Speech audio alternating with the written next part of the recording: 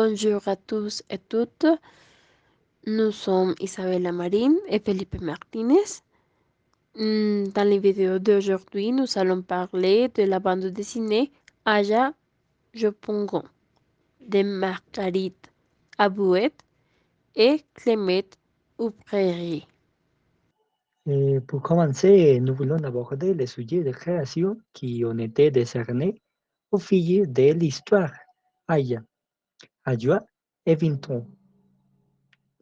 Il nous semble que c'est un très beau dessin mettant en valeur ses caractéristiques et la structure corporelle des filles, et fournissant des caractéristiques différentes à chacun d'eux, et montrant les petits détails qui les rendent distinctifs, les ronds, les lèvres épaissées et les cheveux tressés dans différents styles. La morphologie et à quel point chacun d'eux était mince, rond et svelte. Et nous considérons que la représentation de ces filles représente presque entièrement la beauté et l'apparence des femmes ivoiriennes dans la vie réelle. Essayer de montrer leurs coutumes, leur façon d'agir et même les aspirations qu'ils sont aujourd'hui. En ce qui concerne la représentation de ce qu'est la jeunesse aujourd'hui, elle semble assez juste.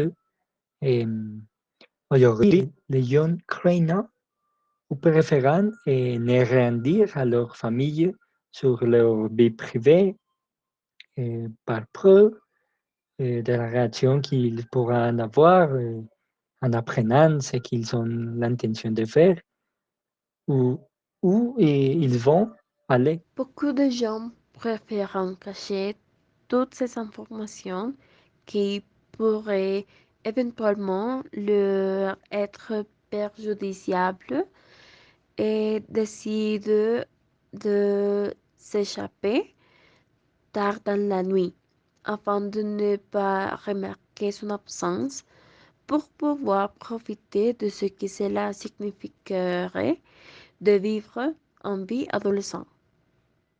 Tous les adolescents de cette bande dessinée ont affiché une attitude méprisante à tout ce que ses parents lui ont dit de ne pas aller aux fêtes et ainsi de suite. Et ceux qui se suscitant ont été promus pour que ses copains ou amis pour faire un rendez-vous tard le soir, même sans autorisation paternelle.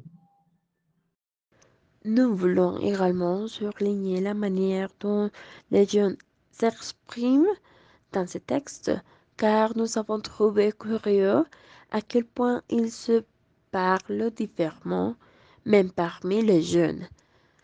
Alors qu'Aja utilise un français un peu plus structuré et poli, et elle veut corriger ceux qui le parlent mal ou mauvaisement.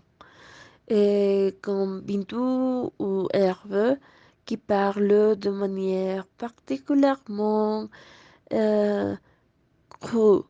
Et ils utilisent des mots qui n'existent pas, comme Mandesson ou Kakaba, bien qu'en partie, en le cas d'Hervé, et c'est justifié puisqu'il n'y avait pas fait des études.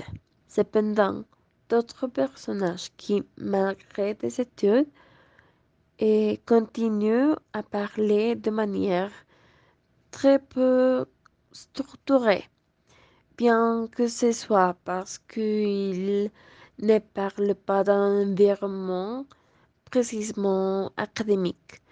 Donc, les langues aussi structurées ne le méritent pas.